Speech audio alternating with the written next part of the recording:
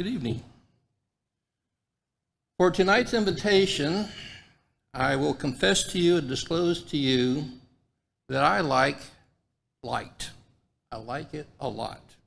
From time to time, there are those magazines that show pictures of new homes, and I'm immediately drawn to those with large sunlit rooms, solariums, sunrooms, skylights, and solar tubes. As you're aware, Josie is an architect, and sometimes we get in a conversation about houses, and we inevitably end up talking about Frank Lloyd Wright and these houses which he's designed around a glassed-in courtyard. I love them. Therefore, I suppose you would not be a bit surprised to know that I love prisms. And over the years, literally over decades, I've got quite an assortment of prisms. Unfortunately, Deb and I live in a house that does not lend itself to a window where we can display the prisms and see their beauty.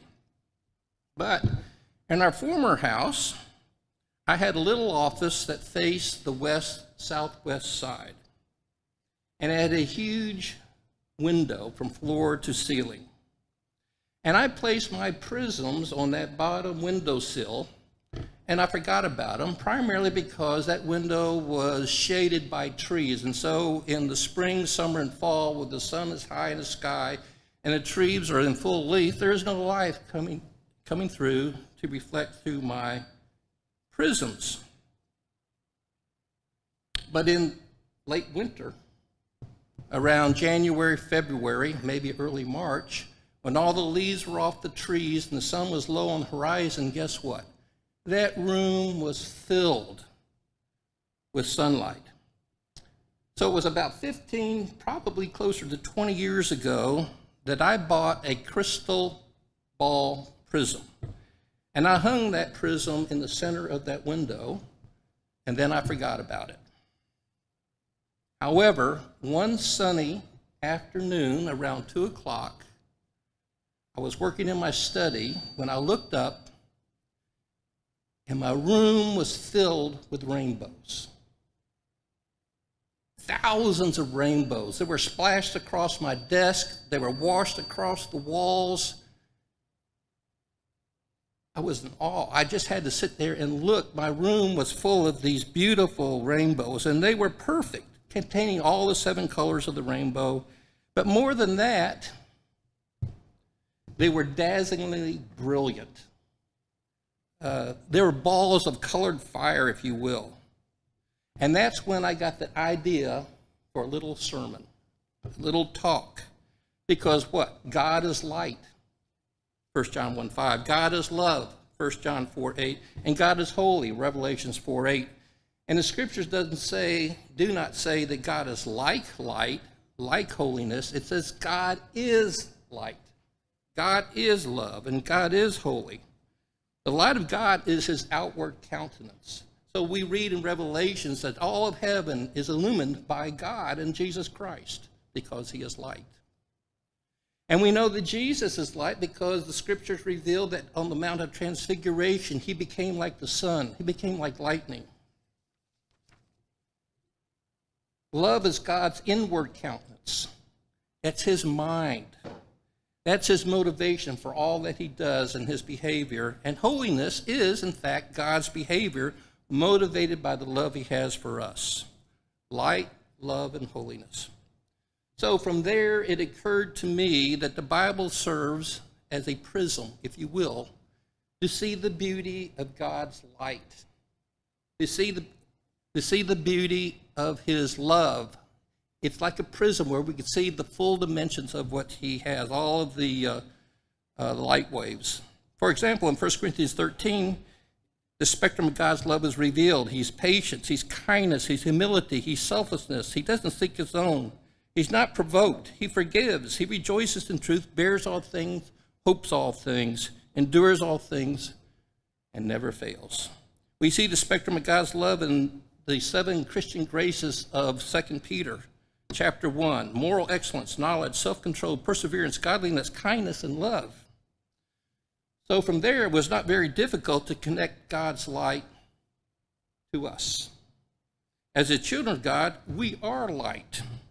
And that light comes from Jesus. John 1, verse 4, Jesus is light, and his light is the life of men. Jesus' light is the life of men. John 8:12, by Jesus we have the light of life. As such, as the children of God, we are children of light. Ephesians 5, verse 8.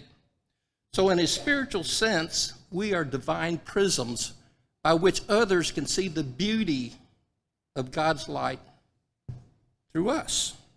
And no, we don't glow like the sun, but by the way, as disclosed in Matthew 13:43, we will, when we drop this perishable vessel that we're enclosed in, when that's gone, we will shine like the sun because we are light as God is light. Until then, though, we have to show God's light by our love manifested through our holy behavior. As it is written in Matthew 5:16, let your light shine before men in such a way that they may see your good works and glorify your Father who is in heaven. And if God's light is in us, then others will see the full spectrum of God's light. Through us, others will see rainbows. And that is the lesson that occurred to me 20 years ago. But it was my intention then that I was going to present this sermonette in a dramatic way. I'm not much for show and tell, but I was going to bring my crystal prism here. And I was going to get a flashlight and shine it through this prism, and I envisioned that this auditorium would be filled with rainbows just like my office was 2 decades ago. So it was 2 decades ago, in my excitement of this rainbow-filled room, that I went and grabbed my flashlight and I took my prism, took it off of the window, shined my flashlight through it, and guess what I saw? I didn't see rainbows. I didn't see much of anything at all. I saw a little bit of sparkle, a little bit of shine, a little bit of glimmer. But I saw no beauty, and I didn't see any rainbows. And I was quite disappointed. And I researched how to get a rainbow. And what I learned is that I couldn't. For the light of the flashlight is artificial light. It doesn't even contain all the spectrums of light. Number 2, it is too weak. And number 3, it's too diffused. You can't get a rainbow with artificial light. So with my intended dramatic presentation toward it, I just tabled this little talk. And it sat in the back of my mind literally for 2 decades. That is until now, when it occurred to me that my show and tell failure actually completed the lesson. I'm getting too far from this microphone, I think. Let me read from Revelations 3:15 and 16. I know this is Jesus speaking to the Laodiceans. I know your deeds, that you are neither cold nor hot. I wish that you were cold or hot. So because you are lukewarm and neither hot nor cold, I will spit you out of my mouth. You see, the light of the Laodiceans was artificial. It was weak. It was diffused. They did not manifest the true light of God. Oh, there was some light. There was a glimmer here. There was a shine there. There was just enough light to deceive them into thinking that they were the true light of God when they were not. When you looked at their light through the prism of God's word, there were no rainbows. And so the question I pose to myself tonight, and if you wish to join me, you can pose to yourself as well, is whether God and others can see rainbows of God's light through me. Or does God and others see an artificial light, gray, washed out, a little glimmer here, a little shine there, but am I really just going through the motions?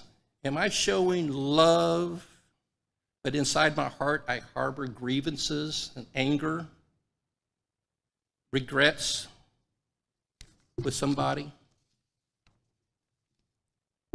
That would be an artificial light, would it not? But this I can tell you as to this church, I see a lot of rainbows.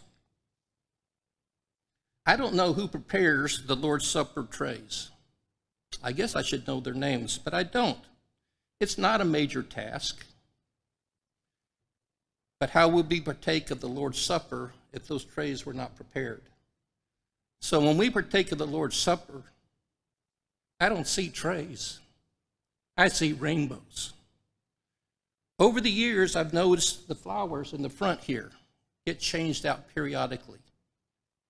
Didn't know who did that. But when I saw those flowers and see those flowers, I don't see flowers. I see rainbows. These chandeliers up here, somebody donated those to the church. I don't see chandeliers. I see rainbows. This weekend, the deacons and the men of this church are coming together to build a fence. It's going to be hot. It's going to be dirty work. But it has turned into a mighty, mighty project. I can't mention names because there's too many and I'll leave people out. But the project has turned into a party. They've got compressors and they got heavy equipment. They've got concrete mixers and they got a team leader over the concrete mixer. It's a bonding experience. I don't see a fence.